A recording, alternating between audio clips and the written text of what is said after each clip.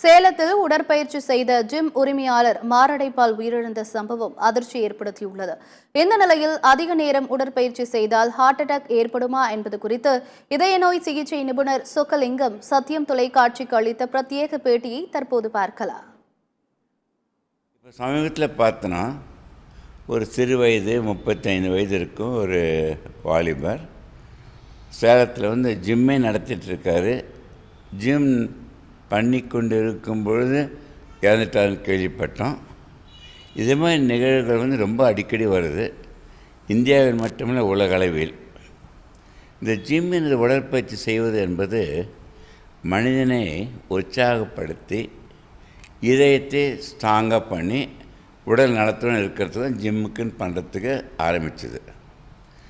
எந்த உடற்பயிற்சியும் அவர்களுக்கு பண்ணுபவர்களுக்கு மகிழ்ச்சியை கொடுக்க வேண்டும். அந்த மகிழ்ச்சி என்று கொடுக்கும் பொழுது என்டார்ஃபின் என்ற ஹார்மோன், ஹாப்பி ஹார்மோன் சுரக்குது. இந்த இரத்த குழாய் அடைப்பட்டால், இதயத்துக்கு ரத்தம் போச்சுன்னா அவங்க இதயம் நின்று விடுகின்றது. ஸோ இரத்த குழாய்கள் ரத்தம் உறைவதற்கு காரணம் அந்த அக்யூட் ஸ்ட்ரெஸ், அட்ரினல் கீரல். அது மட்டுமல்ல, இந்த இரத்த குழாய்கள் இப்படி இருக்கணுங்க.